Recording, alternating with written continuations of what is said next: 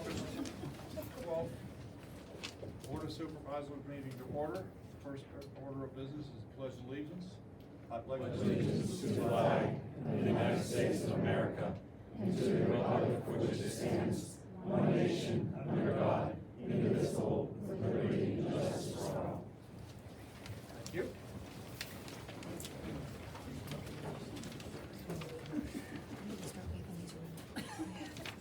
Next item is the approval of minutes. Everybody written minutes? Yeah, I make a motion to approve the July 8th, 2026 regular meeting minutes. Second. Darren. Okay, our motion by Supervisor.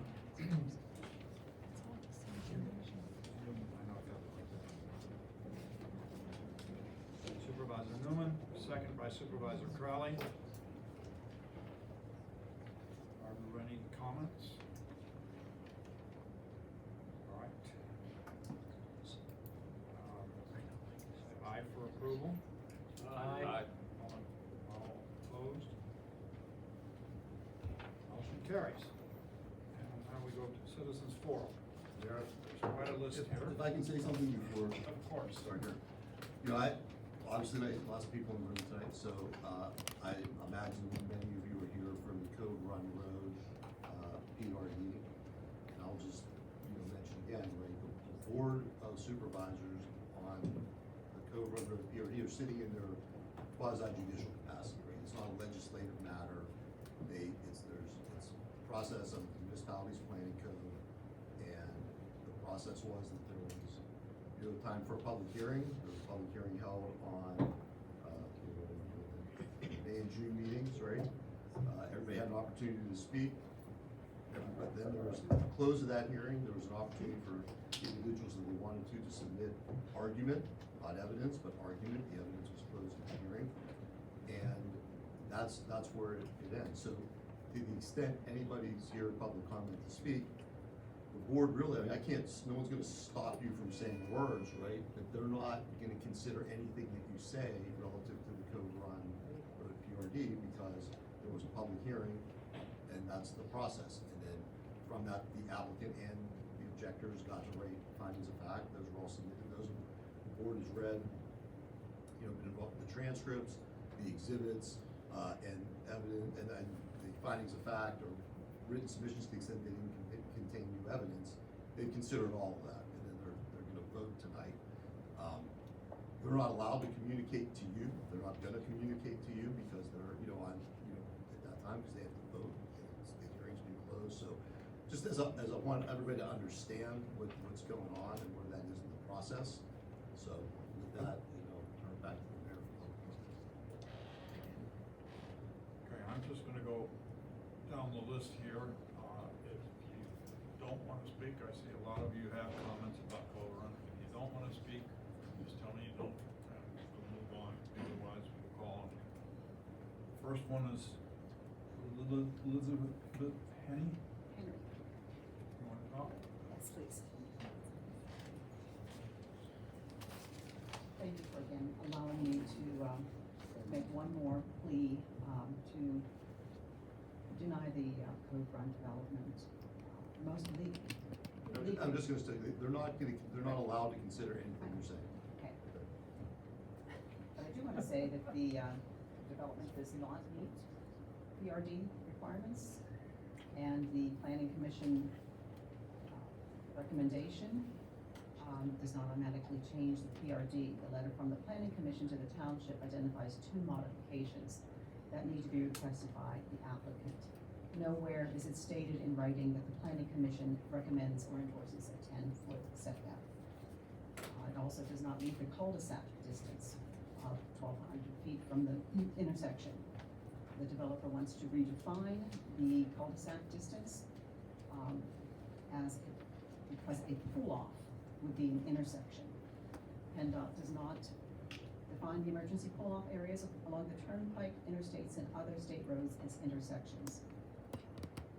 Their definition is, in part, it's quite long, but in part it states, quote, the lateral boundary lines of the roadways of 2 highways which join one another at or approximately at right angles, or the area within which vehicles traveling upon different highways joining at any other may come in conflict. Unquote. An intersection by definition is not a widening of one line, but where two lines meet. Redefining a pull-off as an intersection is a weak attempt to make the cul-de-sac fit the requirement. There are some unanswered questions. One is the existence of wetlands. The environmental review done by EcoTune Environmental Consultants and entered as an exhibit states, quote, numerous wetlands and streams were delineated and surveyed and have been depicted on the base plan for this project. This is evidenced on the maps and exhibit folder, especially maps CS and C001. Yet at the June meeting, it was stated that a PNDI, a Pennsylvania Natural Diversity Inventory, was done that showed no wetlands. They just sort of disappeared. The results of that PNDI cannot be found as an exhibit. Environmental review necessitates specific care for wetlands, not disregard of the wetland environs. Additionally, the PNDI terms of use on their site states, quote, however, use of this information should not be substituted for a project review of or for on-site surveys required for environmental assessments, unquote. If one runs a PMDI for the area, we find that there is critical habitat for two species of federally endangered bats and the American bald eagle. Nowhere has the developer acknowledged this site as a critical habitat, nor have they stated that precautions or actions will be taken to protect these federally endangered species, and this needs to be resolved. Thank you for your comments. Not to beat the dead horse, but obviously you can't consider any of the testimony.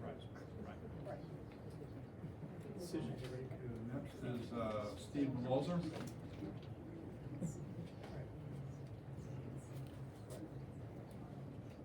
Good evening, my name is Steve Moser, I live at 5 Flockhart Lane, and I'm a fourth generation resident in Indiana Township. My sons will be the fifth generation, and hopefully someday my grandson will be the sixth. My family has watched this township change for generations. I've always believed that property owners have the right to develop their property. But there comes a point when development changes the character of their community and begins affecting the rights and quality of life of people who already live here. I believe we are reaching that point. My family currently has 3 properties directly affected by the development, so this is not an abstract issue for me. I am seeing the consequences firsthand. I'll start with Heartwood Meadows. Heartwood Meadows was originally developed by Vern Fry with Miranda building the homes. Mr. Fry developed the property while maintaining much of the existing trees and green space. Unfortunately, he passed away before all 5 phases were completed. Years later, phases 4 and 5 are being developed. And the approach had been a little different. A large number of trees were removed and the topography was significantly changed. Today, neighboring properties owners were left to deal with the consequences. My property alone has lost over 20 trees. I understand that developers need to make a profit, but maximizing profit cannot come at the expense of neighboring homeowners and the character of Indiana Township. Once those trees are gone, they cannot be replaced. Heartwood Meadows is not a PRD, but demonstrates why stronger safeguards need to be built into our zoning laws, and just as importantly, enforced. That brings me to my second property, which is borders Indiana Trails. Indiana Trails is a PRD. We were told that PRDs would help preserve green space and provide a more thoughtful approach to development. I asked the supervisors, have you driven past this area at all? What you see is dirt and wood chips from the trees that were more than 100 years old. At previous meetings, I also heard the developer representatives say that a buffer would be maintained between the development and adjacent properties. That has not been my experience. There have been multiple surveys involving the Loza property, Osel property, Fox Chapel Water Authority, and the development. Which is one is correct, I don't know. But if a proper buffer had been established and enforced from the beginning, this would not be in dispute today. There has also been trees identified on my property outside the developer's markers that were removed or damaged. Who is responsible for those? The developer or the township?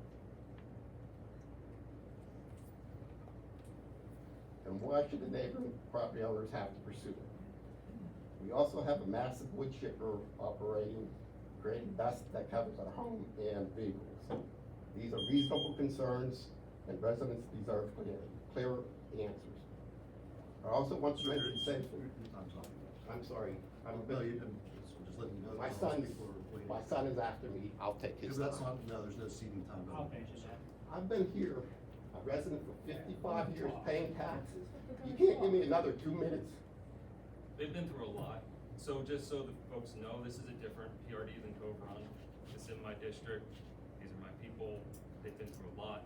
With wood chip dust, dirt, sound, I traffic. think I have the congestion. right after So, 55 years I as would a like to taxpayer. hear what he has to say. Well, again, the purpose is for the 3 minutes is for your initial comments, so you finish those. If the board wants to hear more, there's certainly a lot to hear. I'd like to hear it. I think he deserves some answers on these nuisances that he's enduring, and I've asked those answers, I've gotten. So, we should at least hear him out. Go Steve.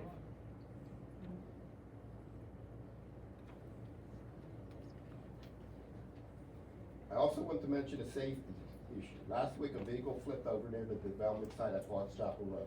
I'm not claiming the construction caused the accident. I don't know that. But with major construction activity, heavy equipment, and changing traffic conditions, the township needs to be proactive about safety rather than reactive after something happens. And I want the residents of Cove Run to pay attention, drive past Indiana trips. What you see there may be what is coming to your neighborhood.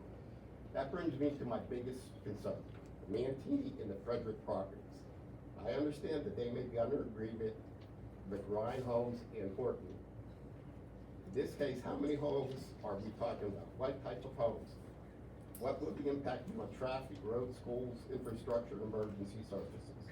There are approximately 90 units going into those South properties, and we are potentially looking at hundreds more on the Mantini and Frederick properties. That is not something we consider development by development. We need to consider a cumulative impact. I understand the township is not a controlled school district, but consequences will be felt by every taxpayer. Our school, roads, infrastructure, and emergency services will all have to absorb this growth. I have neighbors who have told me they may no longer be able to afford to live here if the school taxes keep going up. If they sell, they may not even be able to afford comparable housing elsewhere. Please don't let my township turn into Canopy. I'm not asking the township to stop development, I'm asking the responsible development, and responsible planning. Where legally possibly ask the supervisors to put these developments in PRDs on hold tonight until a comprehensive plan can be established. One that looks at Indiana Township as a whole and consider what other residents and infrastructure can realistically support. My family represents 6 generations of taxpayers who have called this township home. Once the trees are gone and homes are built, we cannot simply undo it. That is why we need to do it before this happens. I do want to applaud the supervisors for taking a proactive stance on AI development. We recognize the importance of planning ahead rather than waiting for problems to develop. I'm asking you to show the same leadership with residential development. And finally, I ask everyone here to not stop tonight. Pay attention to what's going on. Residents from Rural Ridge, Indianola, Dorseyville, all districts need to come together and decide what we want Indiana Township to look like 10, 20, 30 years from now. The developers will build their homes and move on. We are the ones who are still here. Hopefully, our children will be here, grandchildren will be here, and Indiana Township remains a worth staying place. Thank you. Steve.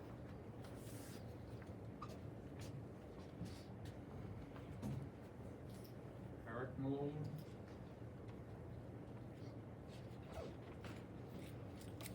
So I don't have anything prepared, so I'll keep this short and sweet. I just wanna reiterate what my dad said. You know, you can see the passion in his voice. 6 generations. We care about this township, we care about this community, and we don't like to see the changes that are happening, the way that they're happening. Again, like you said, drive down Fall Chapel Road, look at Indiana trails, and tell me that's preserving green space, because it's not. If you're gonna tell me that, that's just a lie. For my dad to come here after working, 6+ hours a week, taking time out of his day, instead of spending with his grandchild, should show you how upset the citizens are. And we ask that, that you guys do what Mr. Newman has done. I know that Sarah's done a lot too. Listen to the citizens here, listen to our concerns, put a pause on these PRD regulations and control the development. Keep this community the way that it was when I was a little kid, so that one day when I have kids, they can grow up, they can live in this community, and they can enjoy it the way that I did. Thank you. Thanks for your comment. Is he Walton?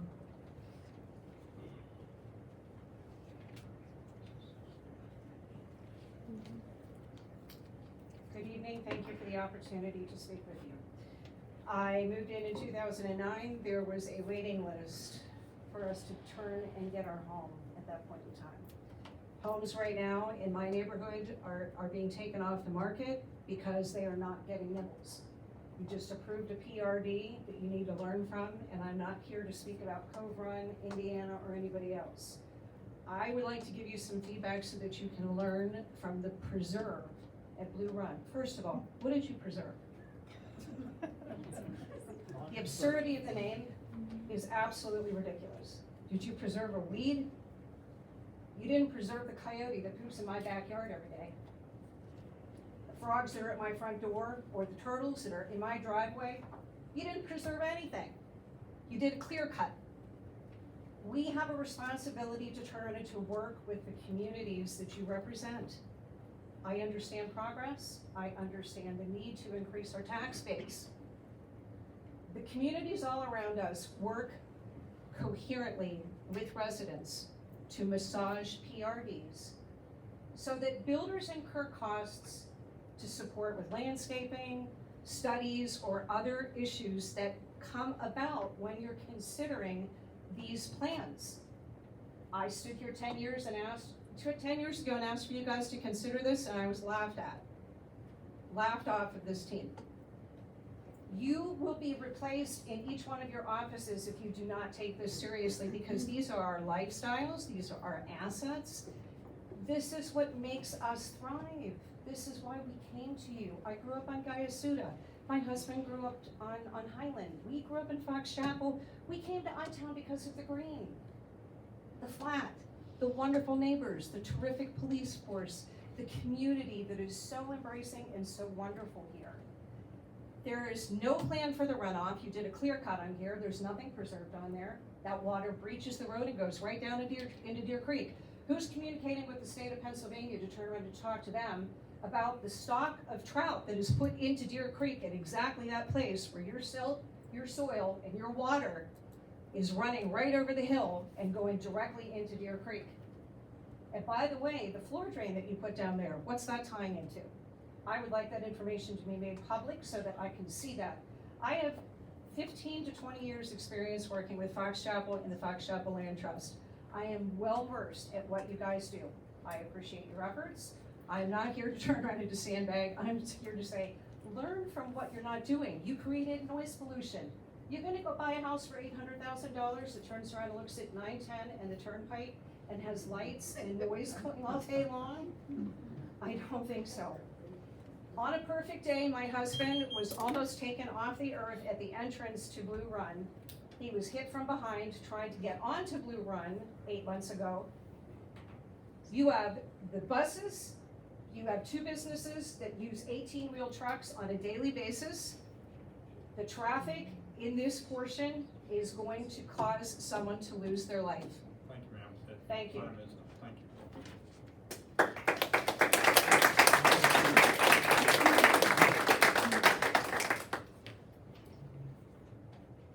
Matthew Ursuck?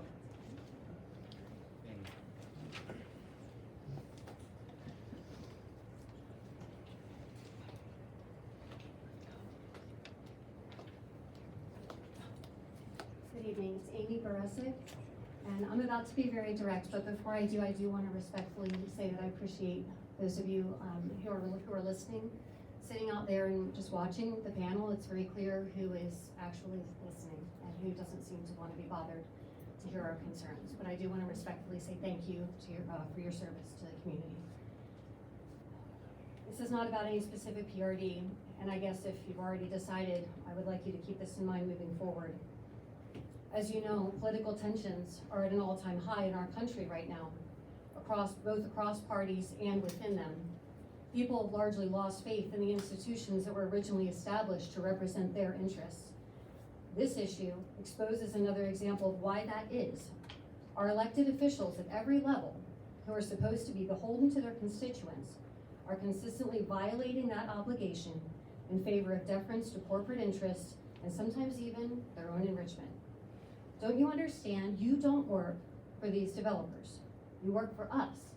And we have spoken loudly, clearly, and repeatedly that we do not want overdevelopment in this area.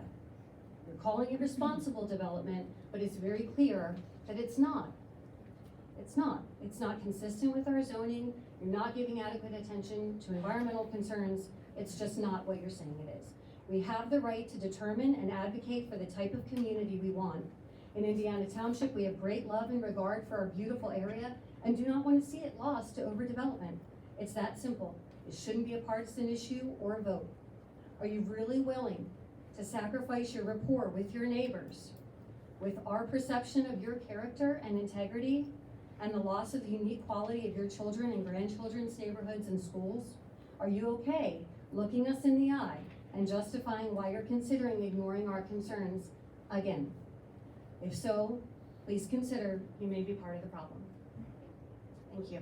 Thank you for your comment. Steve Sokol?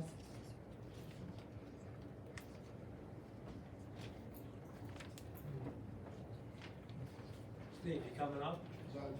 He passed. Thank you. Donna Ledley?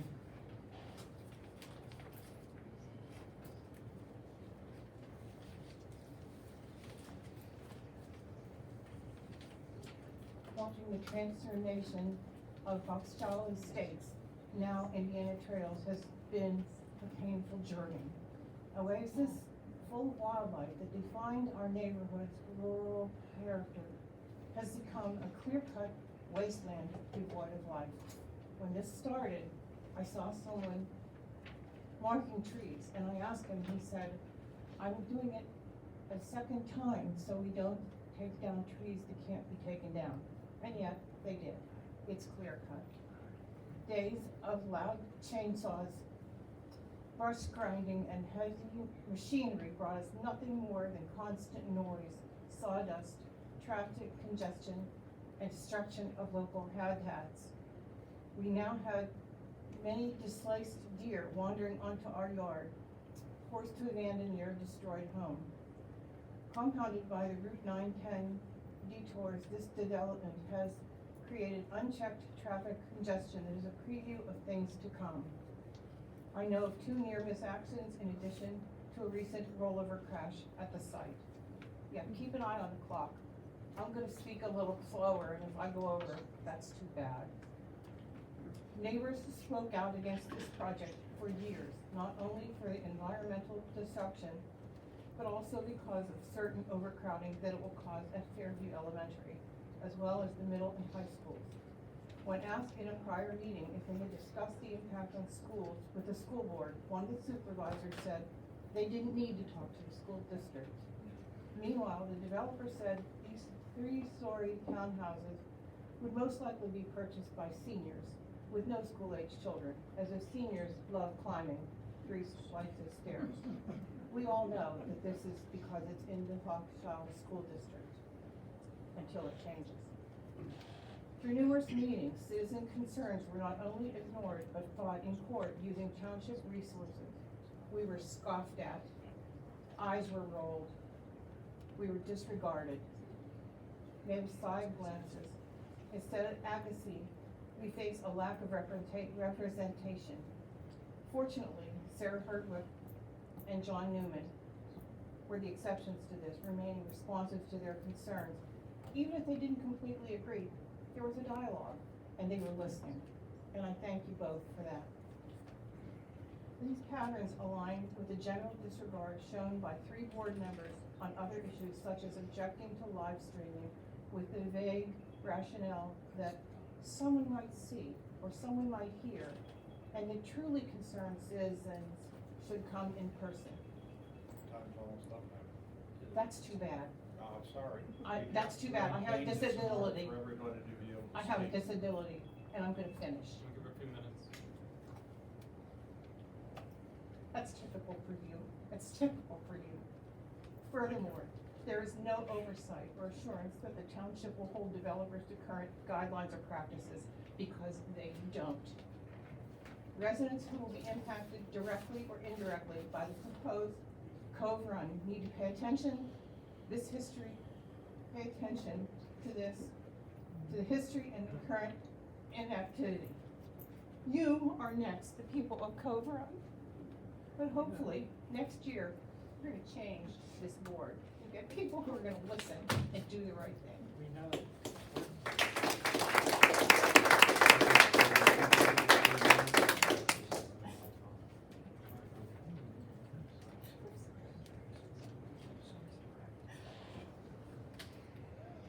Good job. Ludley. Sherry's board. We just went, all right. Linda, Melissa Ramsey.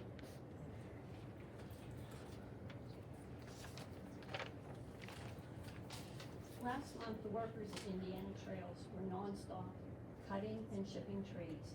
Nothing is left but empty land. We were told that there would be a buffer of mature trees against Fox Chapel Road. I'm sure the excuse will be that the trees weren't healthy and had to be cut down. The chipping was the worst. A huge mountain of chips, sawdust, and dirt appeared. This mountain is clearly visible and close to Fox Chapel Road and the neighbors' homes. On the afternoon of July 30th, I was outside in my yard. All day, the chipper was at work, and sawdust and dirt were raining down in my neighborhood. As the mountain grew, the machine shooting the debris to the top of the pile was shooting the debris so high that the wind was carrying it over the tops of all the very tall, mature trees on my side of the road. High, 80 feet in the air. The debris covered everything. It was hard to breathe or keep my eyes open.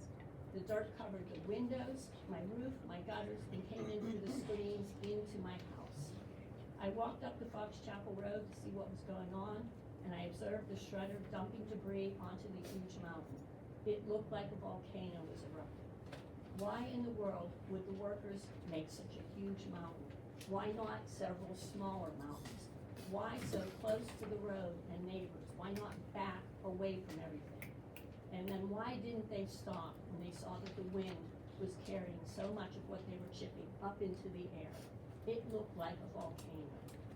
So now is Ryan Holmes gonna wash my windows, clean off all of our roofs, and clean our gutters, and our outdoor furniture, our swimming pools, the big rocks that are dumped on the road for the exit for the big construction vehicles are coming out onto the road. It's very dangerous. There are big boulders that come out onto the road. A lot of cars use this road. We've had accidents. I can't imagine what would happen if we have a bad rainstorm. I can't even imagine. And this is just the start. Is anyone from Indiana Township paying attention?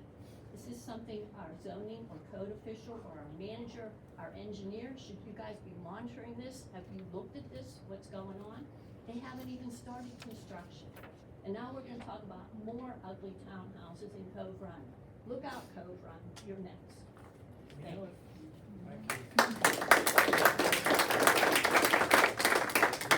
Linda, thank you for sending video of the giant sawdust mountain. I forwarded to everyone here. I don't know why they're allowed to get away with it or how that's not a nuisance for our residents and taxpayers, but that's not a question I can answer.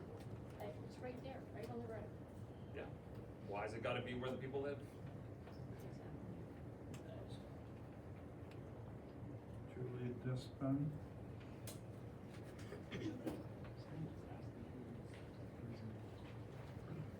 Hi, I'm Julie DeStefano, 227 Rock Creek Road in Hidden Falls.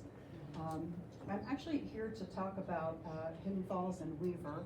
It's a great opportunity tonight because we're all in the room. I'm the Vice President of the Homeowners Association at Hidden Falls, so I'm here on behalf of the board to ask if we could please request a formal update, status, timeline, and some contingency plan for addressing the final matters list that Dan Slagle was kind enough to draw up last fall, that Dan Anderson then forwarded to the board and to Weaver as well. We were just like to make sure that we're not kind of lost in the shuffle. You know, we are the only Weaver development in the township at the moment, but we've been waiting to have some things finished there. And just wanna make sure that as, you know, with an opportunity maybe that we could talk tonight, get on the same page about what a timeline might look like, and what are contingency plans, so the board has some idea of when and how the plan might actually be completed, especially since we're spending a lot of time in a room full of very passionate people who are concerned about the next plan that we might be embarking on in the township. So anything the board can do to be supportive of that, we're certainly happy to do that, and stand ready to, but any information you could provide for us would be so welcomed. Thank you. Thank you. Can I respond? Yes, please, Dan. Be glad to. So to answer your questions, the developers sent me a couple emails now. We were supposed to meet this week, but unfortunately I was in the hospital yesterday, so. But we do plan on meeting probably next week. Now, once we meet and have a chance to go over, kind of thin out the laundry list there of the final matters, my next call is to the president of your HOP, and I can also reach out to you too. And we plan on meeting with the HOP to go over any additional concerns that you may have and to resolve them prior to the release of their bond next week. Thank you so much. Elizabeth, Commissioner Reeves? Elizabeth here. What was the last name? I've got, Venturihd. I think that's me. I must I think it's Venturino. mispronounced it terribly. That's all right. Good evening. Hi. Good evening. My name is Elizabeth Venturino, a resident and landowner in the Long Run and Deer Creek headwaters. I understand the planning code requires a decision tonight, and I'm not asking to delay that. I'm asking about the yardstick.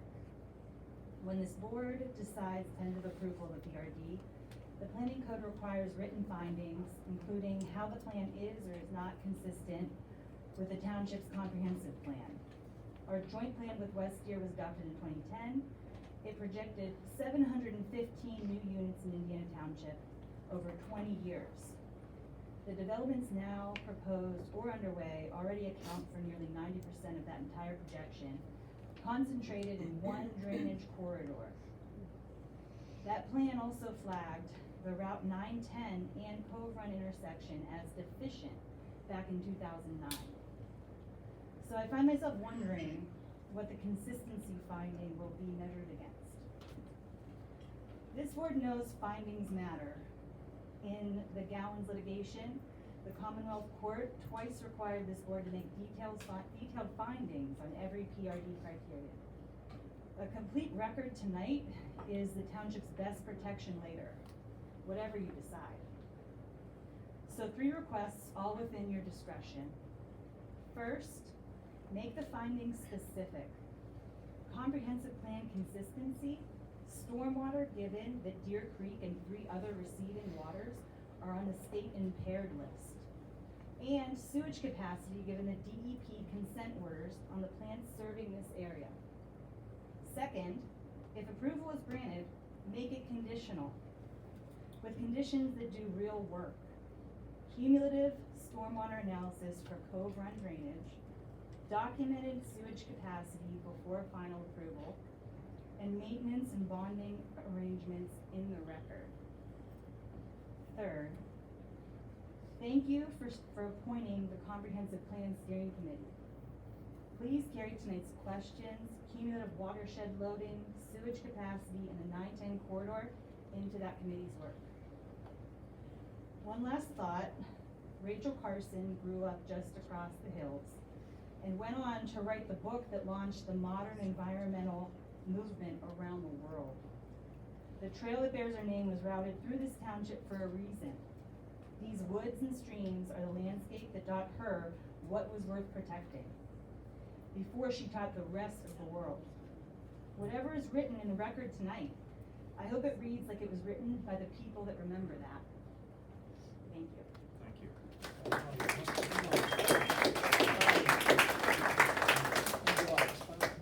Anyone?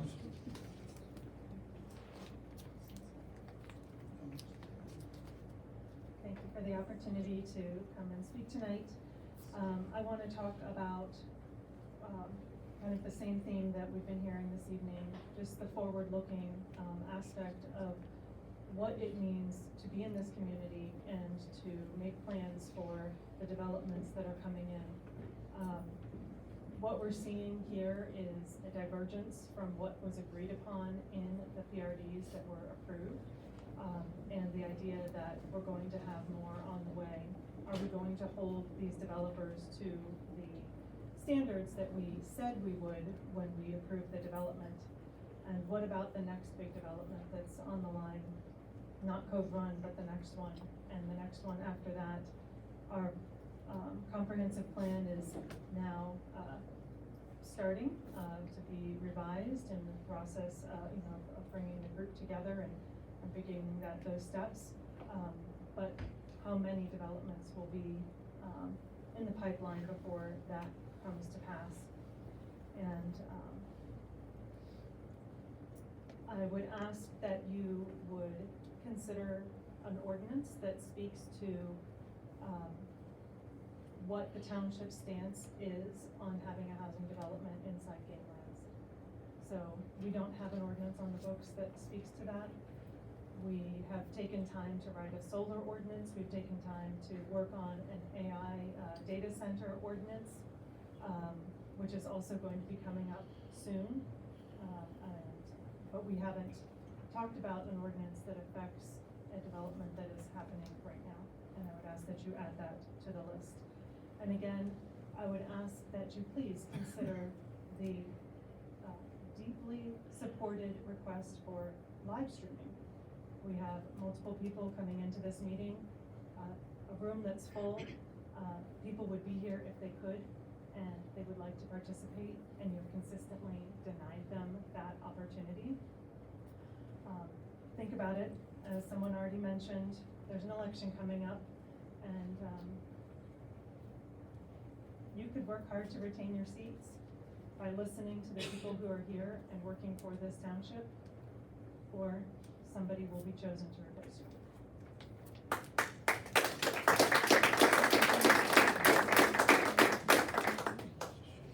Orza?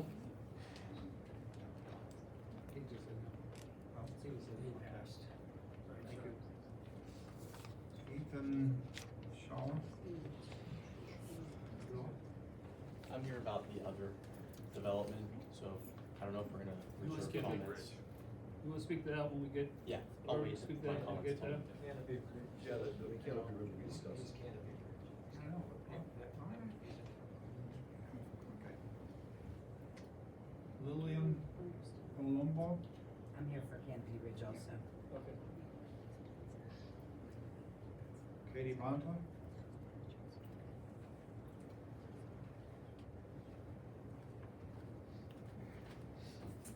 Hi again. I'm here tonight speaking on behalf of the creation and the creator. I speak to your spirit, the part of you that connects to his creation. His creation that we have called to be good stewards of. I can wait. You don't own this property. The developer doesn't own this property. And as far as I know, correct me if I'm wrong, the actual owner has never shown face at any of these meetings. We have several developments that have already been spoken about tonight. The preserve, which they have already mentioned, has not preserved anything. The destruction that is happening. You cannot drive. I'm sorry if I get emotional. There was a lot of emotional charge in here tonight. I can't drive past these places and not be disgusted. It's disgusting. I'm sorry, I don't know any other word for it.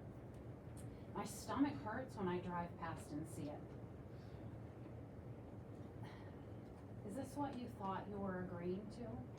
Honestly, is that what you had in mind? My fear is that if you say yes to another PRD, that this is exactly what we have to look forward to.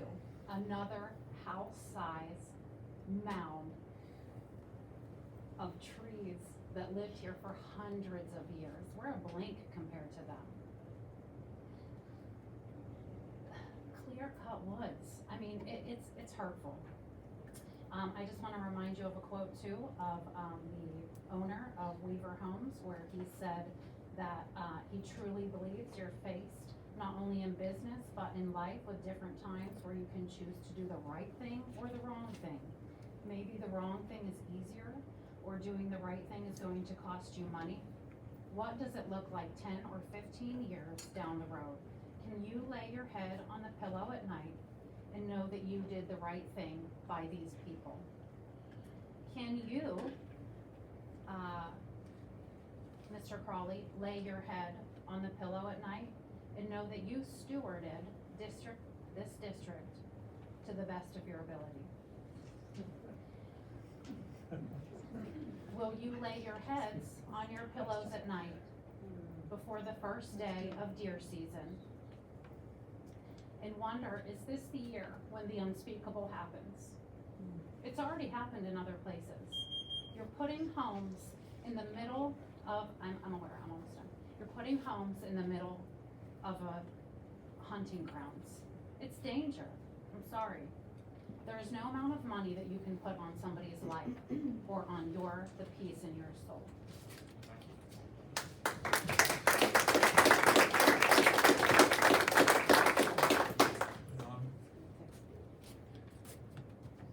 Good evening, everyone. To the board, thank you as always for your service. We really do appreciate it. I come here with a full heart because I really think you all are going to make the right choice. Mr. Furman has continued to tell us that what I say is going to fall on deaf ears tonight, so I won't be long, but. Just to be clear, it's not that it's legally not permitted. Right, I understand. However, we can wordsmith it all we need to. No, That's part of my time. But, I guess one question is after we concluded, after 24 June, has there been any correspondence, an email, a text, a communication between this engineer and theirs, or anything of the sort? Because if anyone in official capacity has a text, per the state statute says directly or indirectly, electronically, any other way, anything has been transpired between that client and you all, that we're breaking the law. Because I sent an email yesterday, and Mr. Furman, good on him, that's what we're supposed to do, is stop that communication from going in, because it should have been cut off. But of course, I used a legal loophole just like they did when it came to your cul-de-sac. And guess, you know what he said? Oh, you're not gonna like this, because he bent what you all spent so much time and effort in making correct, but he twisted it and legally changed that so you weren't able to use it, or to make it fit into his plan. So that's basically what I did. The correspondence that I said, nothing about this PRD, nothing about Cove Run, but I was shut down. So I don't know if a recess has to happen before you all make a decision, but I want to make sure that you understand, I was turned off from saying anything, even though it was not related to it. That if any of that communication has transpired since that date, it's something I would like the board to consider. But again, I'm going away with a smile on my face. I appreciate your time, because I know everybody's gonna make the right decision tonight. Thank you very much for your service again. Thank you.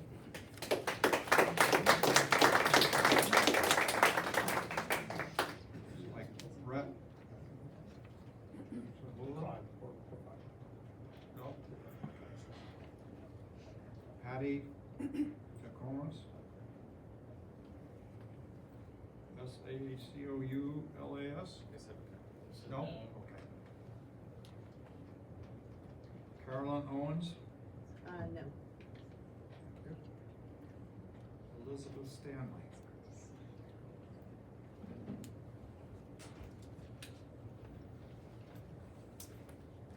I'm only gonna take a minute because I think that everything I wanted to say has already been said, and I applaud all of my neighbors. I'm very proud to be a part of this community. I just felt like I really needed to be up here and officially be another voice that is against the Cove Run development. Thank you. Elizabeth Stanley? That was her. That was you, okay.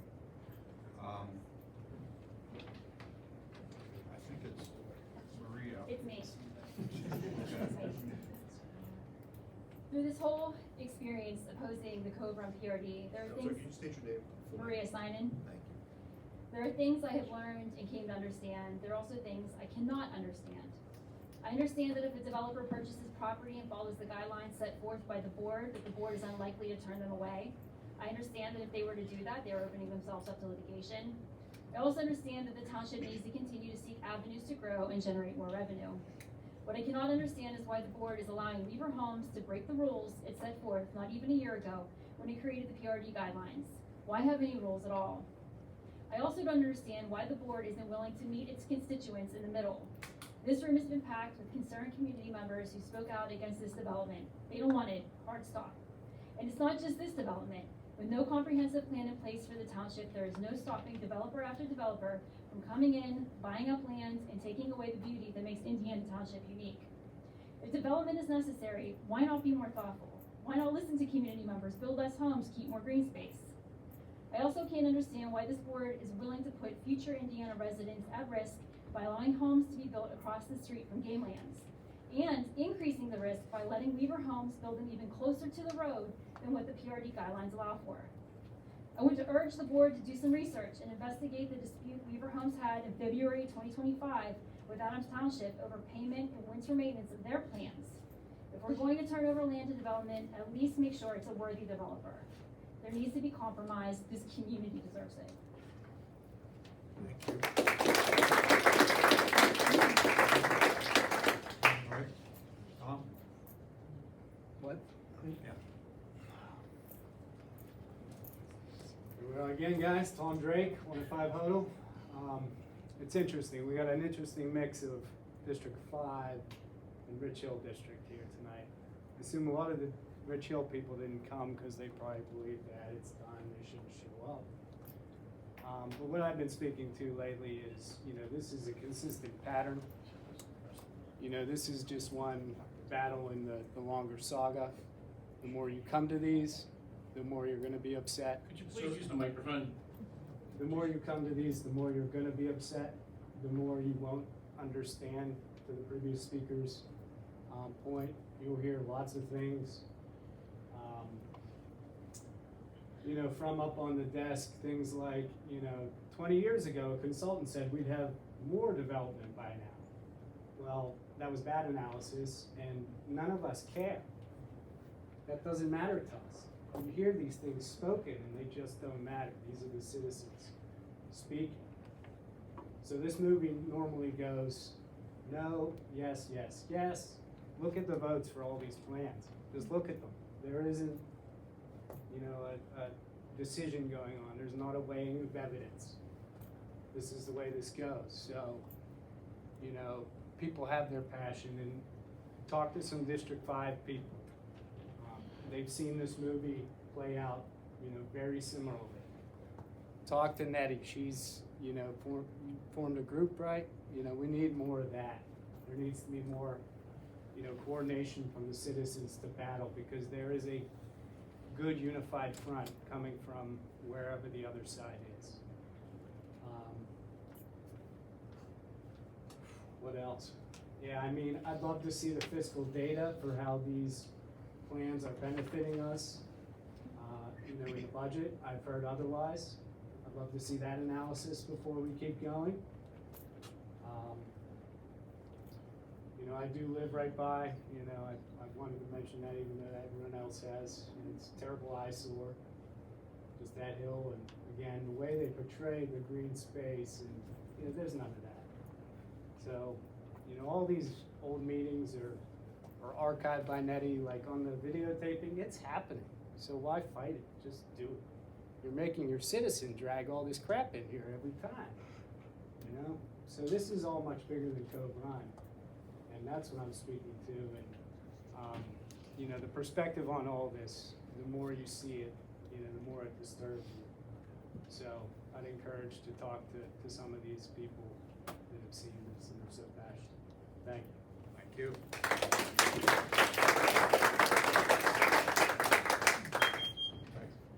the end of the list of folks that want to speak.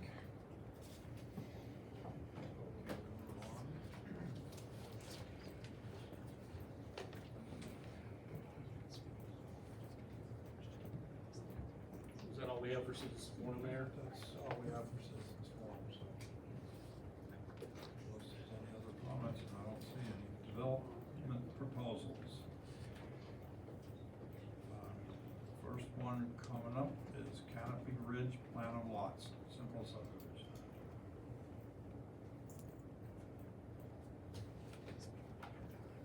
Good evening, everyone. I'm Alexis Wheeler. I'm an attorney here on behalf of MCAA Ventures, which is Mike and Autumn. You all may remember them from last month. We would like to just reserve a right to respond to, I believe there's some other people here that signed up for public comment that were pushed to this agenda item. So we just like to respond to them at the end so that we're not going back and forth. Thank you. Anybody else want to speak on the Canopy Ridge Plan of Lots?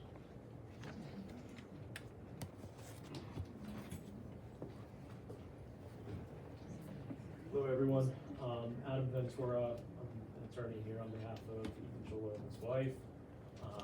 We live at 1 and 5 Monticello. We were here last month. There was a lot of talk back and forth last month.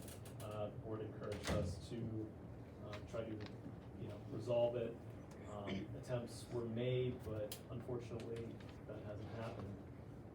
So we're at this point asking you to deny this subdivision application. I think everyone knows from last month effectively the dispute, if you will, is what does served by mean?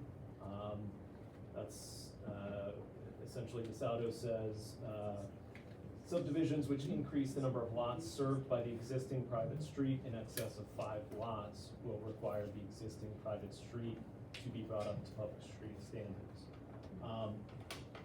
The Monticello Drive is already it already serves 5 lots. Using any normal common definition of the term served. I actually looked up in the dictionary. Definition is to be of use. It is used by 5 lots as we sit here today. I don't really think there's any dispute about that. It's just, does served mean something else?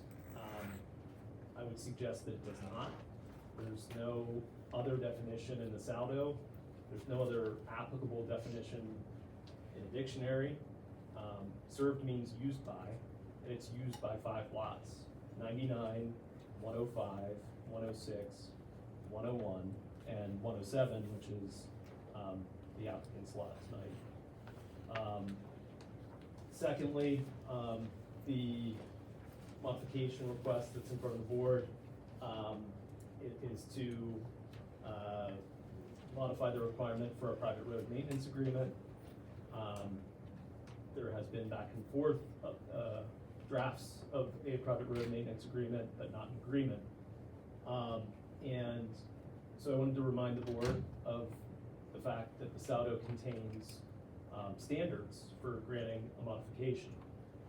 It says, this is section 300.08E1 of the Saldo. It says the Board of Supervisors may grant modifications based on recommendations by the Planning Commission and the Township Engineer if the following criteria are met. A, literal enforcement will exact undue hardship because of the peculiar conditions pertaining to the land in question. And B, such modification will not be contrary to public interest. And C, the purpose and intent of the Saldo is observed. And D, the modification is the minimum necessary to afford from hardship. And E, an alternative standard can be demonstrated. The basis for the modification that we've seen is that there isn't a private road maintenance agreement. There hasn't been any description of any peculiar conditions related to the land, and that, in the absence of that, the board does not have the right under the Saldo to grant modifications. And I would also say that it is the applicant's responsibility to sign a private road maintenance agreement. So it's not, the absence of a private road maintenance agreement is not a hardship, it is a requirement. They haven't met their burden for a modification. So that's all I have to say from a legal perspective. I may want to respond to Alexis. I think Ethan, my client, has a few words to say as well. Thank you.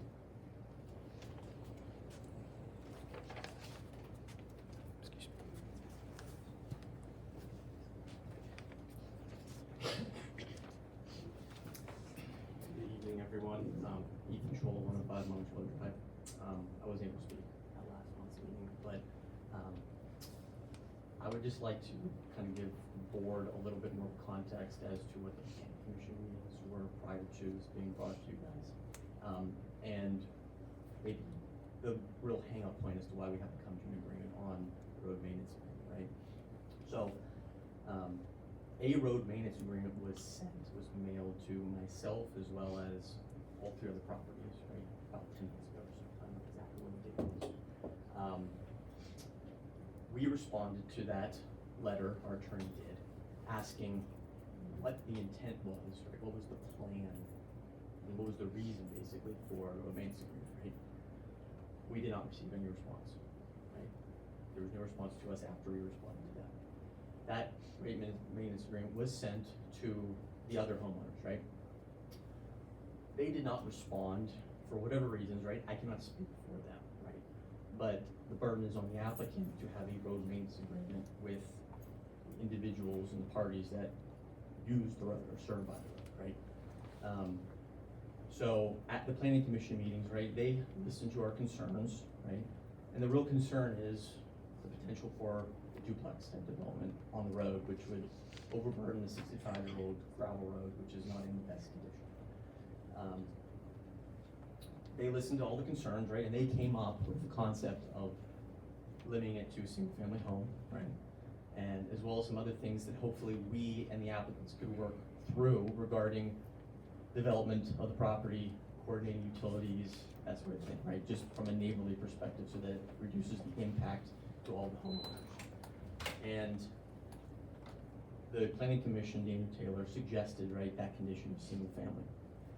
Whether that can be enforced or not, right? That's maybe a question. But we had asked, since the applicants are on record at each and every meeting stating that they desire to build a single family home on one lot and a single family home on the other, right? We would just ask that they agree to that in the road maintenance agreement, right?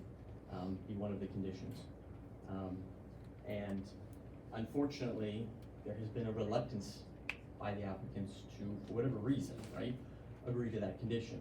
We thought that would be justifiable, seeing that that was what their intent is, everything that's been submitted to the township.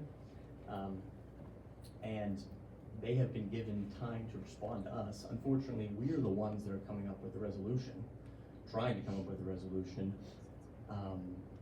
Nothing was presented by them to us to resolve this, right? In negotiation, it's usually not just present something, the other one just says no, and there's no further communication, right? I don't know if that's good faith negotiation. So unfortunately, that's where we stand now. And as a result, right, if a decision is made, we would request that the application be just simply denied because it does not meet the standards of the Saldo with 5 lots being served, right? We were willing to look past that to allow them to have another home, a single family home, but for whatever reason, they won't agree to that condition in the road maintenance agreement. So we feel like we're left with no other alternative other than just to deny the subdivision. So I know the other homeowners that live along the road like to maybe make some comments as well, but thank you for your time, and hopefully you guys will consider what the existing residents have to say. Thank you.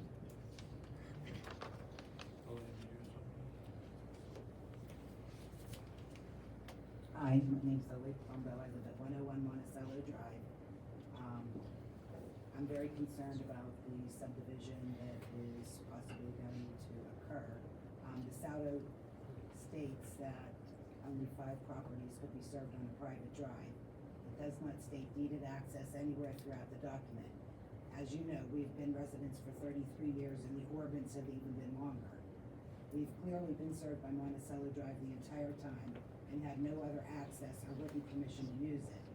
Allowing this subdivision goes against the Saldo of 5 properties being served by a private drive. and I'm confused as to why this is even being entertained. At the last meeting, the attorney stated that a prescriptive easement could not apply since it was not hostile. For a prescriptive easement, hostile does not mean anger, fighting, or bad blood between neighbors. It simply means no written permission to use the property. We do not or never had such a written agreement. Property cannot be landlocked in Indiana Township.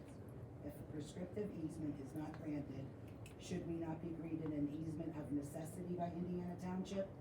Indiana Township recognizes and grants easements of necessity of properties being served if there is no other access available.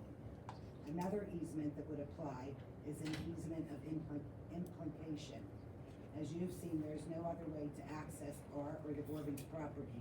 We meet all the criteria of an easement of necessity, prescriptive easement, or an easement of implication by the township. During the last meeting, their attorney stated there was no historical use of Monticello Drive. We were assigned our address by Indiana Township. We have endless Indiana Township tax returns, Allegheny County tax returns, voters registrations, insurance bills, driver's license, showing our historical use of 101 Monticello Drive. There are countless maps that also historically show our property and address as Monticello Drive. In the meeting, their attorney stated that they sent the road agreement to be neighborly. I have the road agreement here. I brought it. It was sent to all of the people on our road.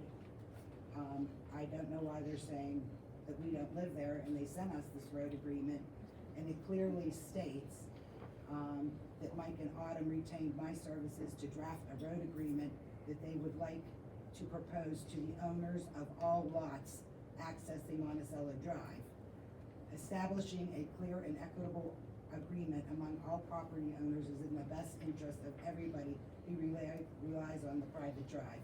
So obviously, at some point, they knew we lived there. And a simple Google search also states all 5 properties as being on the drive. They also have stated that they've met with township officials regarding the subdivision in the past. Did they provide all the addresses being served by Monticello Drive? That I don't know. And a casual conversation does not dictate law or hold any binding decisions or variances, and the written laws of the Saldo should still apply.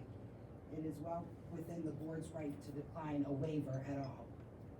Allowing this subdivision to occur will set a precedent over the 30 to 50 private drives in Indiana Township. These rules were made to preserve, prevent overburdening, protect, and ensure safety. If this subdivision is permitted, many private drives in Indiana Township can and will have maybe 6, 7, 8, or more properties being served. This will cause chaos and be extremely dangerous.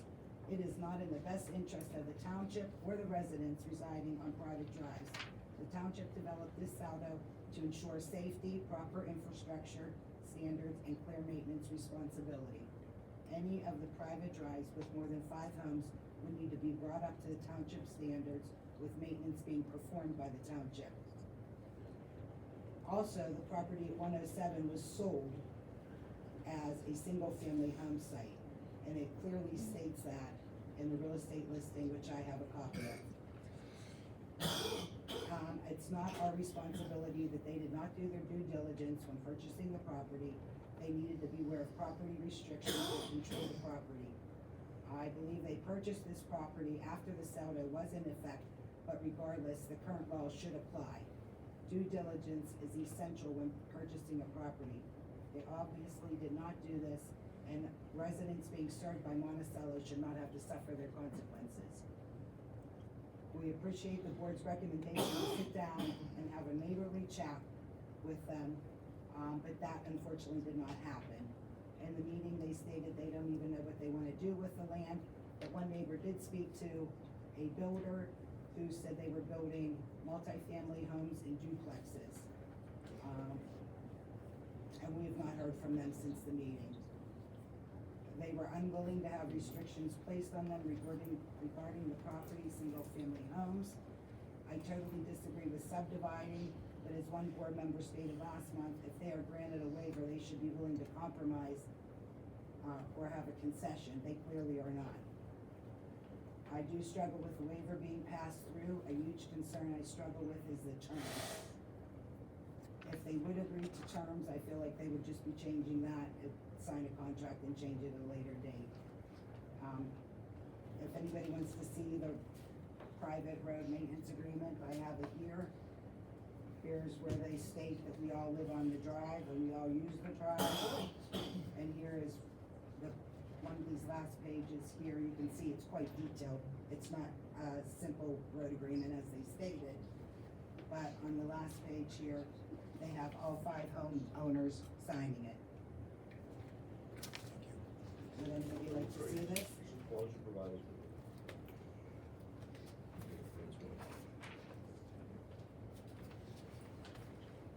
other comments?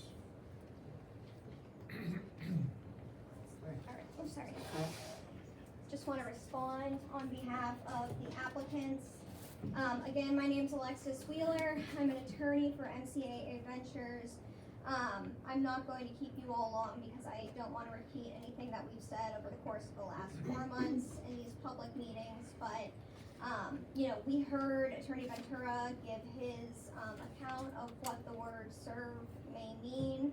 I would like to offer alternatively that serve means what we were advised by multiple township officials on multiple occasions that serve means, which is to be servient, a legal term, used to describe an easement, such as a private road, when it serves benefited properties, those properties being 107, 105, and 106. 101 and 99 have no easement as much as they can claim that they may meet some legal standard that they have not applied to a court of law to have recognized or anything in those regards. There's nothing in their deeds. We're asking that the properties that are actually served in terms of the legal phrase servient estate be those properties that have been recognized, that we were advised in township meetings. For everybody's information, there was a map that was brought in when we met with township officials back in, I believe it was April. We did go over all of the properties in the neighborhood that were shown on the plan, and we were advised that we could proceed because we were not creating an excess of 5 lots. If we are creating an excess of 5 lots and we need to bring the road up to private road or up to public road standards, we would not have submitted an application because that is prohibited. Instead, we relied on the interpretation of the township officials of their own ordinance. I would just like to further state before I, go sit down and allow this board to vote that this is not a hearing. This was never a hearing. This was a subdivision application submitted by an applicant, by residents and property owners. The neighbors in this instance do not get to dictate what the outcome of this application should be, what their desires may be for the interpretation of the ordinance. This board is bound by the municipality's planning code to interpret an ambiguous term in favor of the applicant. We're asking that this board comply with state law in that regard. And in similar regard, I would like to offer to this board case law, which would tend to say that the requirement that a private road maintenance agreement be entered into as a condition on an approval of a subdivision application or any other type of land use application is not a valid ordinance provision because it impermissibly delegates approval authority to residents when this board is exclusively vested with the right to approve and provide the standards for land development ordinances under the municipality's planning code. I only have a few questions here. So we would like to offer that if our modification is denied, it would be denied on the basis of a provision of an ordinance which is invalid and unenforceable. Nonetheless, we requested a modification from that provision because we are trying to appease the township, and that's what we were advised to do.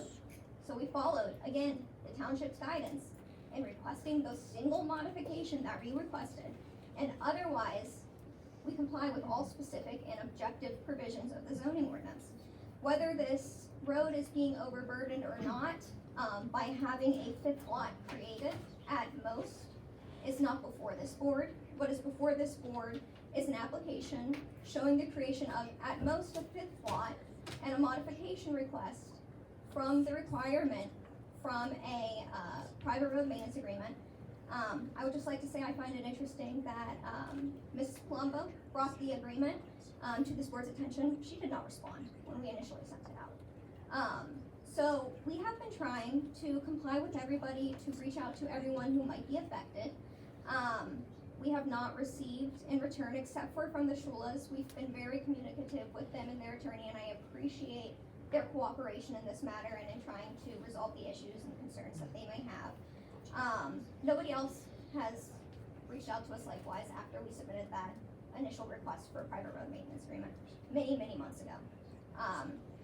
Oh, and I would just like to note that 99 and 101, not landlocked. They have frontage along Saxonburg, which is where their access is actually supposed to be, pursuant to the subdivision plan that was approved here. I believe it was in 1998, or 1978, the BA Bradley Plan of Lots.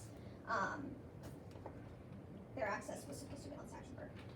That's all I have to say. There is a clearly correct decision to be made this evening by this board. I hope that the correct decision is made, but nonetheless, we appreciate your time this evening and in hearing us out and considering our application. I just have one question. Can I say something else? No. Whoa. You've had your opportunity. Wow. Well, excuse me, that's not your, let's just stop there. I don't She's a think she's community gonna member, interrupt. you're not. Ms. Weaver's being asked a question. I don't think we're gonna interrupt that, but there's no reason the board is not gonna listen to her, so it's not. This is not a hearing. I'm not asking, listen, this is a public comment, people can hear what they wanna hear from the board, you can't tell somebody they can't speak in the hearing. Answer the question for Mr. Wilkins. So you say no to me, or you say no to?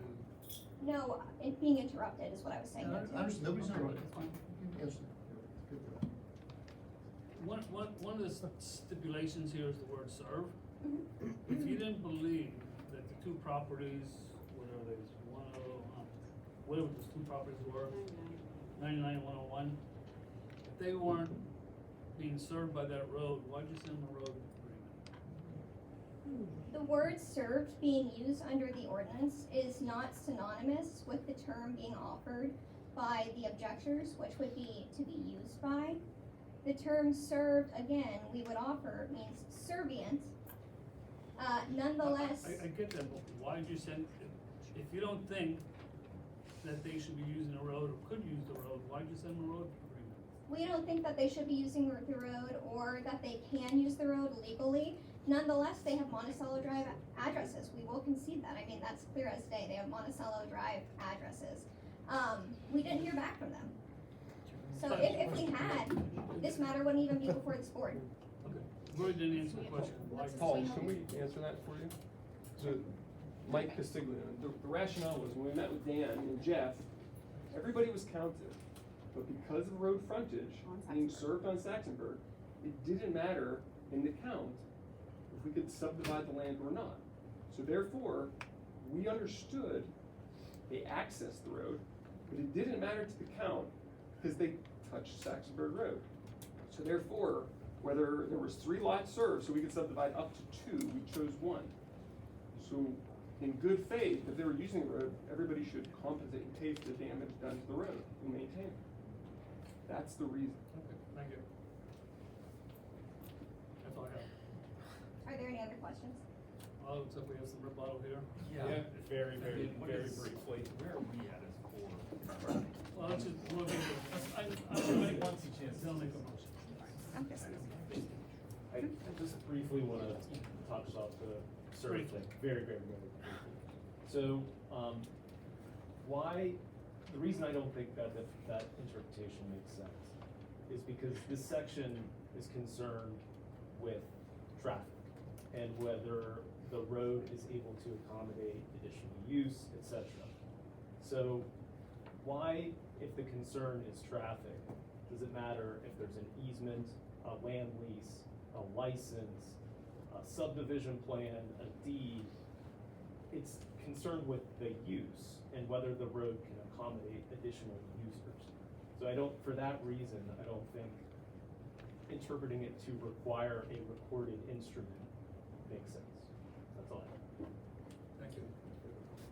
Given that, I'd like to make a motion, put in So you're making a motion to deny the Canopy Ridge plan of lot civil subdivision? Second. Okay, so since it's a motion to deny, if you vote yes, right, that means to deny. Just to be clear. Second? Second.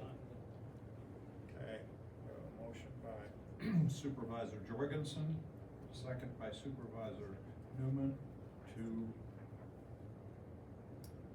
vote on denying the application. All in favor? Aye. All opposed? Motion carries unanimously. The application is denied.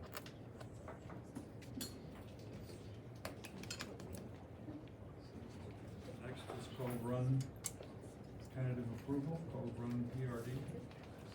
Mr. Mayor, before we vote on that, if I can indulge the board in just a few minutes of conversation that I'd like to have with the board and with the residents. As you know, we've had, over the past couple months, 2 separate public hearing meetings, of which we heard probably over 6 hours of testimony. We appreciated all the feedback we got. There was a lot to wade through. But I thought that it would be good, I may be wrong, but maybe good, that I give you at least my perspective on some of the things that were said. You may agree, you may disagree, that's fine, but at least you understand my perspective. And then after that, we'll move to the vote for that. And the other supervisors, I'm sure, aren't bashful, they'll probably chime in as well. But one of the overriding things, there's only gonna be 3 or 4 topics that were kind of summarized. This is not gonna be a comprehensive list because we'd be here for another 6 or 7 hours. I don't think anyone really wants that. You really wanna know, is it gonna be denied or is it gonna be approved? But I do think it's worth at least responding to some of the issues raised. I think there was some confusion about, based upon some of the comments I heard, that we are out there soliciting plans, that we are soliciting developments. The township never solicits a development. It doesn't happen, it hasn't happened, it's not gonna happen. We only respond to what people bring us. So, as you know, residents sell their property, and then they can sell it to a whole host of people. But when those people buy the property, they have a whole host of opportunities to do what they want with that land. But then that has to come, those plans have to come before this board to decide. And we use the applicable ordinances and statutes. That's the process. We're not out there saying, please build here, please build here, we're just responding. And we can't comment on stuff until it comes before us. So, a couple of just general categories. Are we, and this is my opinion, like I said, agree or disagree, that's fine, but I want to at least have you understand what my perspective is. Are we overburdening the schools? I don't believe we are. And I base that on a number of factors. Fox Chapel School District is an absolutely excellent school district. Something that I'm very proud of to have in this area, and I'm grateful for the excellent work that they do. And every development we have goes before and is submitted to the school. In my over almost 16 years here, and before that, I don't think we've ever, I know we haven't, ever had the school board come to us and say, no more, we can't handle it. But have we done our independent research to verify? Well, I'm just, I'm not looking for debate right now. But how long is the monologue? It's gonna be a while. Okay. Okay, you're happy to respond if you want. Just more of a dialogue guy, but Yep, go for it. I am. And they've never expressed a concern to us. And if you take a look at the enrollment, and are we increasing enrollment? There's no doubt we are. You know, no one's denying that we're adding But what impact is that having? According to the Pennsylvania Department of Education's enrollment data for the Fox Chapel School District between 2020-21 school year and 2024-25 school year, Fox Chapel area school district enrollment increased from 4,093 students to 4,296 students, an increase of approximately 5% over those 5 years. During the same period, the district's adopted general fund budget increased from 102 million to 119 million, an increase of approximately 16.8%. Thus, the district's budget grew at more than 3 times the rate of student enrollment during this time period. The current school budget is now over $125 million. I acknowledge that many internal and external factors impact the school business, impact the school budget. And increased enrollment can be one of those factors, but it's one of many decisions that are made on an everyday basis. But it's clear that on a percentage basis, the budget is growing much faster than the enrollment. And that doesn't take into consideration the hundreds of thousands of dollars that these properties are adding to the tax rolls for the school district. In addition to, and you may or may not know, that the 1% wage tax that you pay, half of that comes to the township, half of that goes to the school district. And so as more people come on board, the wage tax automatically goes up as well. So I do not believe that we are overburdening in schools. Number 2, a lot of concern about the population density. You know, we wanna keep the rural feel. We don't wanna become like Cranberry. And if you look at the population density per square mile of all municipalities that border Indiana Township, and there are 7 additional municipalities, on a per square mile basis, we are the 2nd least populated municipality in the region. Let's keep that. I would also like to add, my district is set for 50% growth rate. Yeah. In 5 years. That's like Las Vegas, that's Miami, that's blown through the water. Thank you. So I represent my people. You can speak after Mr. Jorgensen is finished. I'm saying we're already over that 50% growth rate, what's basically baked in. So that's real facts. Go ahead. Yep, so our population for Indian Township is 416 people. Cranberry is approximately 1,500. Yep, we're growing, but not in an astronomical rate. And in comparison, we still continue to be one of the least densely populated municipalities in the region, and we will continue so in the years to come. We can also take a look at our current comprehensive plan. It was mentioned this evening. It was adopted actually in 2011. It was created in 2010, adopted in 2011.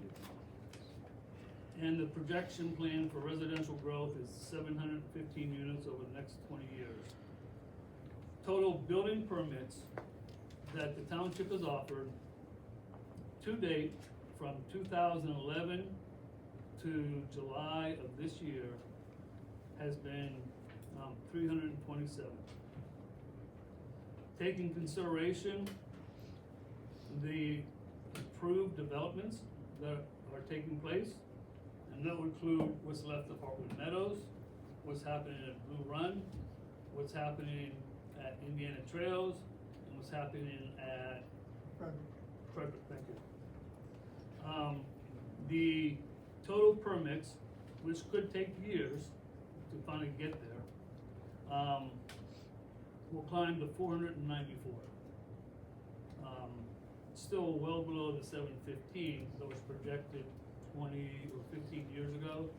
And all those numbers, as somebody mentioned, are going to be reevaluated once we get into the new comprehensive plan, which we're starting to work on now. So we are not growing at an alarming rate. State game lands, a lot of discussion about that. And I just wanna focus on one area. And that's the endangered species that, was concerned, for a number of residents. I did take a look and asked the engineer to run a PNDI report. You've heard that reference, and there are two endangered species or threatened species. One of them is the northern long-eared bat, and I forget what the other one was. But the process for that is because we don't have an ordinance protect or dealing with that, that is covered by the multitude of state and federal agencies that control that stuff, whether it be DEP or there's a lot of other ones out there. But that all happens through the permit process. Once a development is found or approved, then they have to go through a very extensive and long permit process, which part of that permitting is dealing with the endangered species of the, they have to come up with a mitigation plan. That's handled post-approval, and permits will not be issued until they have met all the criteria. So, that is something that if the plan gets approved, will have to be dealt with, but it's not something that's in consideration for right now. It can't be.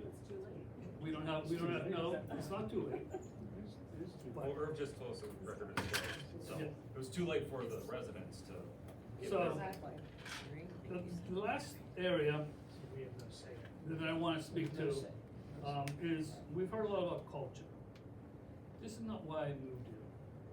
This is not what I want. And I wanna address something tonight that goes beyond the specific development proposed before us. We have heard repeatedly that development is somehow ruining the culture, character, the feel, the natural beauty of Indiana Township. I just simply don't accept that premise. You don't represent my district, you drive down Forsythville Drive down the Road. road. And you don't listen to Drive these down people. Dorseyville Road. No comment, Drive please. down Dorseyville Road. Please. Go knock on Listen to the this. Has the floor. Okay? We have heard people say, this isn't why I moved here. I understand that feeling, but I also think we need to also put it in perspective. When I moved to Indiana Township 30 years ago, it became part of the growth of this community. I added another household, I added 3 more people. I increased the density of this township. Everyone who's moved in this township over the past 15, 20 years has probably increased the density of this township. Not by your numbers.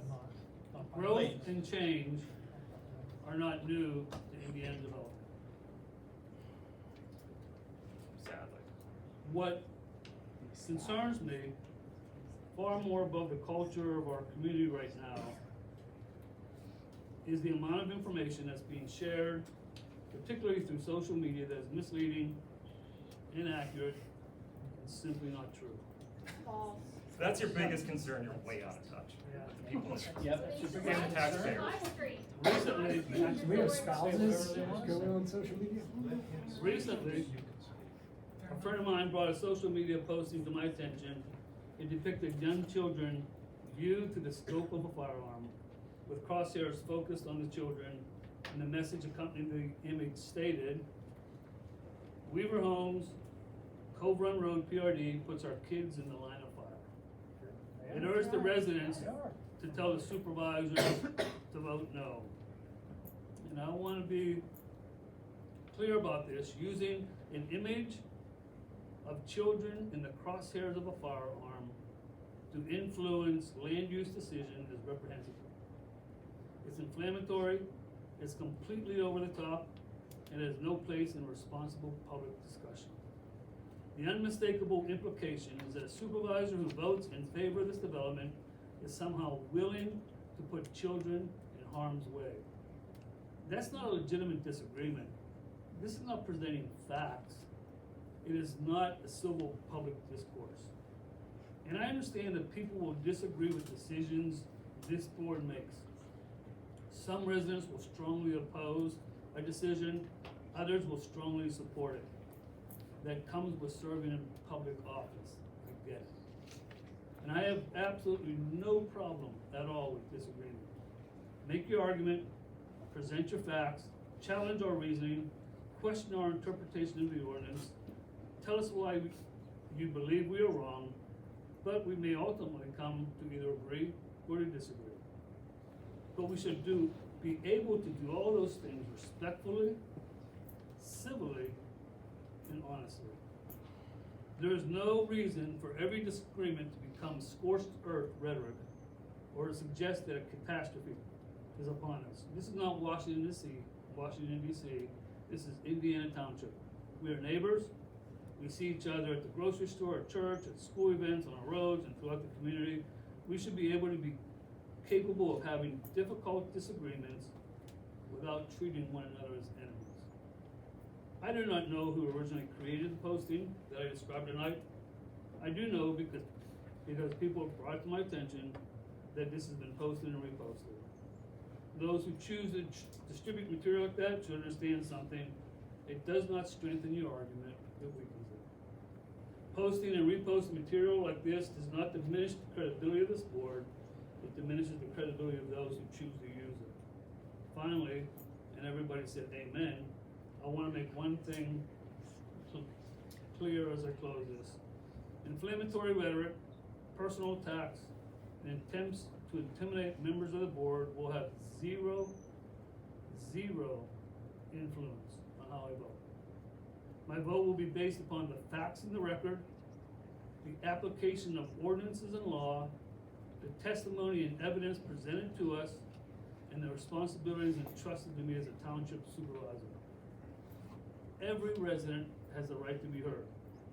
Your questions have been and will be heard. Your concerns have been and will be heard. Your comments will be heard. And your factual arguments, whether I agree with them or not, will be taken seriously.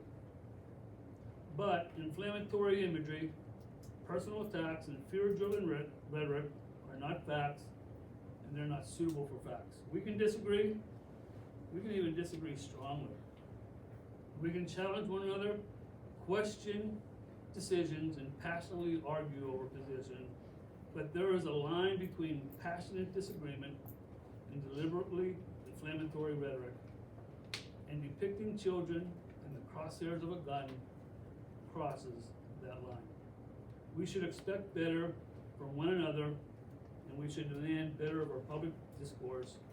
Indiana deserves better than this. And now, Mr. Mayor, I'd like to get into the discussion of how I'd like to vote. Yeah, I would like to listen to the public, not just lecture them on manners or whatever weeds we want to wade into. We got to get down to what is the PRD for? It's for innovations in housing while preserving our natural environment.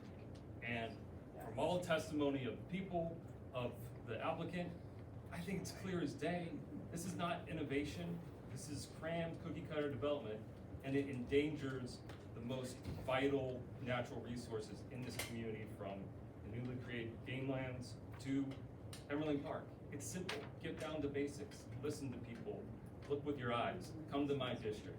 People are not happy, growth is out of control, and like Tom said, this is a movie we've seen before. We saw the ending of Indiana Trails, it's a horror movie. I'll just say it. I'd like to read. Well, excuse me. Well, what's he got? I'm a citizen my whole life. He's eager to speak, I just want to. I want to comment on the cross. They waited quietly. There's a motion, you've got something on the agenda, maybe it makes, somebody should make a motion, then have discussion on the board. Somebody can make a motion. I'm gonna, let me do this, this isn't my district, I'd ask you to have a couple comments for myself before. Well, you can have a discussion, Let me make a motion. What I agree with is some of what you've said, Paul, and there are other points that I don't. But I'm not gonna go into a long dissertation about all the arguments. We've had two very, very long public meetings on this. We have heard you know that. we have had, the planning commission has done countless work on this. This is a, you know, a situation where some people are gonna be happy and some people are not gonna be happy. But the way I look at it is I've been a resident of 26 years. I love this community just as much as everybody in this room does. I'm just as passionate as all of you are as well. And I do agree with Mr. Jorgensen. You know, the inflammatory insults, threats, I don't give a shit about that. It doesn't matter. What I want is for the spirit of community. And that's what we're striving for. So, I mean, the bottom line for me is I look at this is it's about ordinance. Does it meet it or not? It's pretty simple in my opinion, and that's how I prefer to keep it. So it either meets it or it doesn't, and in my opinion, it doesn't. So I'm gonna go ahead and make the motion to deny Cove Run's PRD for tentative. I will second Mayor Crowley's motion. We have a motion from Supervisor Crowley, second. And that was a motion to deny. Motion to deny. Yes. And then that was a second for the motion to deny. Yes. So, okay, so on the vote, a yes vote denies the Correct. PRD. Right. Okay, and the second was Supervisor Newman. Is there any discussion?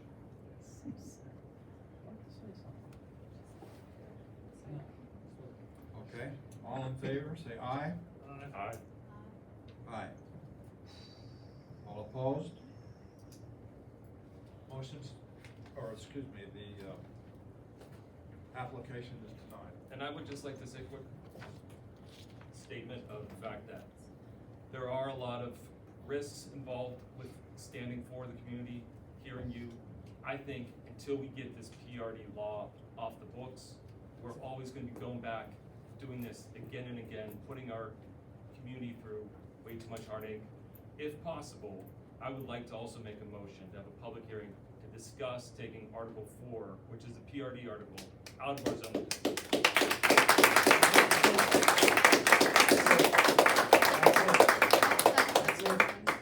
I would like to comment on the crosshairs. Can I, again, just we have. I have a motion and a Well, second. Right, but the way, right, under No, the you agenda setting didn't. rules, right, under the agenda setting rules under the Sunshine Act, right? You need to, you know, you're asking to have a discussion on for the next meeting, is that what you're asking? We could, if that's, I No, wanna I get. don't understand your motion. That's what I'm saying. I wanna get this article out of our zoning code ASAP. So if we need to have it on the agenda next month, I have asked for it on this month multiple times. You need to have a motion to add your motion to the agenda, right? Sure. So that's where it starts. But then we have a public hearing, but I don't want to go through planning commission, I don't wanna kick the can down the road. I wanna stop this stuff before my district's grown. So we gotta act So quickly, trust what- me. so you're asking, usually we come under new business, so, but you're saying you wanna make a motion to add to the agenda what? What's the quickest we can do? I don't At know the what public hearing, you're the attorney. So my understanding is to get Article 4 out of our zoning code, we will need to have a public You hearing. can't have a public hearing if you don't have an ordinance, you have to have an ordinance created. Okay, an ordinance created to remove Article 4 from our zoning code. We have that power, it's in the second class Well, you would township need, code. I mean, but again, it's not on you, right, this is, so you have to, again, there's not been any public information on this, you need that. If you want it to be on an agenda. Sure, you would let's say- put it on the September agenda. Yeah, let's do it, Earl. So it's, so ASAP. for today, we're asking for a motion to add to this agenda. I would like to do that, but if we can't, you're the lawyer, let me I'm know. telling you, I'm asking, there's rules you gotta follow on. Of this, course, so that's I'm- why you're here. Well, I'm trying, just keep order, I don't drink. So what you're asking is you wanna make a motion to add to this agenda, a motion to add for the next agenda, a discussion on the potential removal of PRDs from the zone. Yes, am I correct in my understanding that we do need to have a public hearing? Well, you're not even, you're not steps to the public hearing yet. Okay. You're right, you have to have, when you have a public hearing on a zoning, just like these, right, there's, when you did the other ones, there's an ordinance that then gets publicly sent to the Sure. plan. Then, after it's sent to the planning commission, then after it's sent to the Allegheny County Economic Development, then you can have a public hearing. Okay, but the So planning you- commission is advisory. Do we really need the planning Well, commission to tell yes, all- the MPC us what everybody tells us they don't want the PRD? Well, but that's, you're Are we asking. legally bound by that? You're asking two different questions, right? There's a process. So if you're saying, can we just schedule a public hearing? You need an ordinance to schedule a public hearing. When you schedule the public hearing, you would take the ordinance, it would go to the planning commission for advisory. That is under, yes, that's required by law. That's, you cannot skip the planning commission. You then have to send it to Allegheny County's Economic Development. You cannot skip them. So, yes, but there's a process to do these things if there's. Fair enough. Let's get the discussion next month, So, if that's what you think. is well, what do you appropriate. have to start with, right? Because you have an agenda, right? The public saw, and so you have to add to the agenda today, right? So you have a motion to add to this agenda. A motion to add to September, a discussion on removing the PRD. Beautiful. That's what's gonna happen Let's do first. that, yeah. Let's do So you're that. making that motion. Sure, I'll make that motion. You still got a second? Did you follow that? I will second that motion to have a discussion, or an amendment to our our agenda agenda. to, Can I speak? Now there's a motion. We have a motion and a second. All in, to add a discussion. To this, to add a motion to this Add a agenda. motion to discuss at the next meeting. This is just adding to this agenda. Do this again, Al. Okay. Further discussion? All in favor? Aye. All opposed? Aye. Aye. 3-2, there's now gonna be a motion on this agenda to add to the September agenda a discussion on removing PRDs from the zoning ordinance. Sure. So that's that motion, so you wanna make that. Great, yes. I will second. So now we have a motion to put on next month's agenda, A discussion a discussion on removing on removing PRDs from the zoning ordinance. Yes. Public comment, new motion. Yeah, that's, he's right. So this is now a new agenda item that wasn't on, so if you allow public comment on this agenda item. Anybody want comment? Thank you, John. Really appreciate you. Couple other things that I missed, because I was so Again, it's fired up. limited to discussing this motion, right? The only thing you want Yeah, to comment on is. and the it came motion. up when you guys were discussing this. Everything, when you learn about it, goes cyclically back and forth between the planning commission. That's part of what they're saying, the ordinance. They say they can't say no to the ordinance, because it's coming through the planning commission, it's approved, they tell you they have to. Then you go to the planning commission, they'll tell you that they have to listen to them. It's really a circular thing. So, thank you again, John.